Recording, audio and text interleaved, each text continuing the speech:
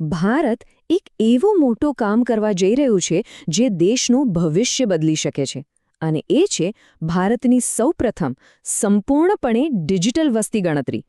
જુઓ, આ ખાલી આંકડા ગણવાની વાત નથી હો. આ તો ટેકનોલોજીની મદદથી આખા દેશને એક નવી જ નજરથી સમજવાની કોશિશ છે. આપણે રોજિંદા જીવનમાં જોઈ રહ્યા છીએ કે ટેકનોલોજી કેવી રીતે લોકોની જિંદગી બદલી રહી છે. જેમ કે આ AI આધારિત કોચિંગ પ્લેટફોર્મ એ સ્પર્ધાત્મક પરીક્ષાઓની તૈયારી કરવાની રીત જ બદલી નાખી છે. કહેવાનો મતલબ, ટેકનોલોજી હવે વ્યક્તિગત સપનાઓને હકીકતમાં બદલવામાં મદદ કરી રહી છે. અને હવે આ જ ડિજિટલ ક્રાંતિ કોઈ એક વ્યક્તિ માટે નહીં, પણ આખા રાષ્ટ્ર માટે આવી રહી છે. દેશના ખૂણે ખૂણામાં રહેતા દરેક નાગરિકને ગણવા અને એમને સમજવા માટે એક અભૂતપૂર્વ પગલું લેવાઈ રહ્યું છે. તો ચાલો, આજના વિશ્લેષણમાં આપણે આ ઐતિહાસિક બદલાવના દરેક પાસાને સમજીએ. એની ક્રાંતિકારી પ્રકૃતિ શું છે, કયા મોટા ફેરફાર થઈ રહ્યા છે, કઈ ટેકનોલોજી વપરાશે, આ બધું ક્યારે અને કેવી રીતે થશે, અને સૌથી અગત્યનું, દેશ માટે આનું શું મહત્વ છે. તો ચાલો શરૂ કરીએ. 2027ની વસ્તી ગણતરી એ કોઈ સામાન્ય રૂટીન ગણતરી નથી. ના, આ ભારત માટે એક બહુ મોટી ડિજિટલ ક્રાંતિ છે. એક એવું પગલું જે દેશનું શાસન અને નીતિઓ બનાવવાની રીત પર કાયમ માટે અસર કરશે. અને પરિવર્તન કેટલું મોટું છે એ અહીં સ્પષ્ટપણે દેખાય છે. જરા વિચારો, આપણે કાગળના ઢગલા અને હાથથી થતી ગણતરીવાળી દુનિયામાંથી સીધા જ બહાર આવી રહ્યા છીએ. નવી પદ્ધતિ સંપૂર્ણ ડિજિટલ, મતલબ કે ડેટા સીધો જ ફિલ્ડમાંથી સર્વર પર અપલોડ થશે. આનાથી ખાલી સમય જ નહીં બચે, પણ માણસથી થતી ભૂલોની શક્યતા પણ લગભગ શૂન્ય થઈ જશે. તો એવી કઈ ખાસ વાત છે જે આ નવી વસ્તી ગણતરીને આટલી અલગ બનાવે છે? વેલ, એના 4 મુખ્ય કારણો છે, જે આ આખી પ્રક્રિયાને પાછલી બધી જ ગણતરીઓથી જુદી પાડે છે. આ વસ્તી ગણતરીને ઐતિહાસિક બનાવનાર આ 4 મુખ્ય પાયા છે. પહેલું, આ ફક્ત ભારત માટે જ નહીં, પણ દુનિયાની સૌથી મોટી વસ્તી ગણતરી હશે. બીજું, પહેલીવાર આખી પ્રક્રિયા કાગળ વગર એટલે કે 100% ડિજિટલ હશે. ત્રીજું, લોકોને પોતાની માહિતી જાતે જ ભરવાનો વિકલ્પ મળશે, જે એક મોટું પગલું છે. અને છેલ્લે, લગભગ 90 વર્ષ પછી વિગતવાર જાતિગત ડેટા ભેગો કરવામાં આવશે, જે સામાજિક નીતિઓ માટે ખૂબ જ મહત્વપૂર્ણ સાબિત થઈ શકે છે. ચાલો, સૌથી પહેલાં એના કદની વાત કરીએ. 1 અબજથી પણ વધારે લોકોની ગણતરી કરવી એ કોઈ નાની સૂની વાત નથી. આ કવાયત તેને વિશ્વની અત્યાર સુધીની સૌથી મોટી વસ્તી ગણતરી બનાવે છે. આ એક જબરજસ્ત મોટો પડકાર પણ છે અને એક મોટી સિદ્ધિ પણ. સંપૂર્ણ ડિજિટલ, આ શબ્દનો સાચો અર્થ શું છે? આનો મતલબ એ છે કે ડેટા ભેગો કરવાથી લઈને એને પ્રોસેસ કરવા અને જાહેર કરવા સુધી બધું જ ડિજિટલ પ્લેટફોર્મ પર થશે. કોઈ કાગળ નહીં, કોઈ મેન્યુઅલ એન્ટ્રી નહીં.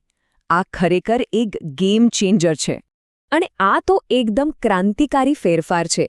હવે નાગરિકો એક સિક્યોર વેબ પોર્ટલ પર જઈને પોતાની અને પોતાના પરિવારની માહિતી જાતે જ ભરી શકશે. આનાથી પ્રક્રિયા વધુ ઝડપી બનશે અને લોકોને પોતાની માહિતી પર વધુ કંટ્રોલ મળશે. આ ખરેખર એક ઐતિહાસિક પગલું છે. 1931 પછી પહેલીવાર વસ્તી ગણતરીમાં દરેક સમુદાયની જાતિ સંબંધિત વિગતવાર માહિતી ભેગી કરવાની યોજના છે. આ ડેટા દેશના સામાજિક માળખાને સમજવા માટે નિર્ણાયક સાબિત થઈ શકે છે. જો કે એ પણ સાચું છે કે આટલા સંવેદનશીલ ડેટાના કારણે કેટલાક જટિલ પ્રશ્નો અને ચર્ચાઓ પણ ચોક્કસપણે ઊભી થશે. તો સવાલ એ છે કે આટલું મોટું ડિજિટલ કામ પાર કેવી રીતે પડાશે? વેલ, આ માટે ખાસ ટેકનોલોજી અને ટૂલ્સ બનાવવામાં આવ્યા છે. ચાલો એક નજર કરીએ કે કયા ડિજિટલ સાધનો આ મિશનને શક્ય બનાવશે. આ આખી કામગીરીનો પાયો છે CDAC દ્વારા વિકસાવવામાં આવેલા આ 4 શક્તિશાળી ડિજિટલ સાધનો. પહેલું, HLBC, જે સેટેલાઇટ ઇમેજનો ઉપયોગ કરીને ગણતરી માટેના વિસ્તારો નક્કી કરે છે. બીજું, HLO મોબાઈલ એપ, જે ગણતરીકારોને ડેટા એકઠો કરવામાં મદદ કરે છે. ત્રીજું, સ્વર ગણતરી પોર્ટલ, જે નાગરિકોને ભાગ લેવાની તક આપે છે. અને ચોથું, CMMS, જે આ બધી જ પ્રવૃત્તિઓ પર નજર રાખવા માટેનો એક સેન્ટ્રલ કંટ્રોલ સિસ્ટમ છે. હવે આટલી મોટી કવાયત એક જ વારમાં તો પૂરી ન થઈ શકે, બરાબર ને? એટલે જ આખા કામને 2 તબક્કામાં વહેંચવામાં આવ્યું છે, જેથી દરેક કામ ચોકસાઈ અને વ્યવસ્થિત રીતે પૂરું કરી શકાય. ટાઈમલાઈન એકદમ સ્પષ્ટ છે. પહેલો તબક્કો, જે મકાનો અને ઘરોની ગણતરી પર ધ્યાન કેન્દ્રિત કરશે, એ એપ્રિલથી સપ્ટેમ્બર 2026 સુધી ચાલશે, અને પછી બીજો અને સૌથી મુખ્ય તબક્કો, જેમાં ખરેખર લોકોની ગણતરી થશે, એ ફેબ્રુઆરી 2027માં હાથ ધરવામાં આવશે. આ બંને તબક્કાઓના હેતુ અલગ અલગ છે. પહેલા તબક્કાનો ગોલ એ સુનિશ્ચિત કરવાનો છે કે કોઈપણ ઘર ગણતરીમાંથી બાકી ન રહી જાય. આ એક મજબૂત પાયો તૈયાર કરે છે.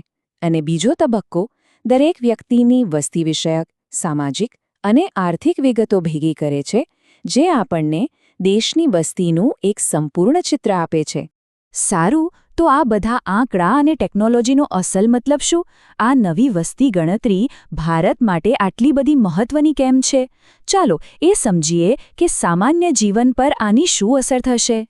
આ એક વાક્ય આખી મહેનતનો સાર કહી દે છે. મુખ્ય ધ્યેય એવા ડેટા ભેગા કરવાનો છે, જેના આધારે વધુ સારી અને ન્યાયી સરકારી નીતિઓ બનાવી શકાય, અને સાથે સાથે આપણે આપણા સમાજને વધુ ઊંડાણપૂર્વક સમજી શકીએ. ટૂંકમાં કહીએ તો આ વસ્તી ગણતરી 3 મુખ્ય ક્ષેત્રોમાં મોટો ફેરફાર લાવશે. એ સરકારને વધુ સ્માર્ટ અને ચોક્કસ નીતિઓ બનાવવામાં મદદ કરશે, અનામત જેવા જટિલ મુદ્દાઓ માટે નક્કર આંકડાકીય માહિતી આપશે, અને આપણને એ સમજવામાં મદદ કરશે કે 21મી સદીમાં આપણો દેશ, આપણો ભારત કેવી રીતે બદલાઈ રહ્યો છે. તો આ માત્ર એક ગણતરી નથી, આ એક હાઈ રેઝોલ્યુશન અરીસો છે, જેમાં દેશ પોતાનું પ્રતિબિંબ જોશે. પહેલીવાર ભારત પોતાને આટલી ડિજિટલ સ્પષ્ટતાથી જોશે.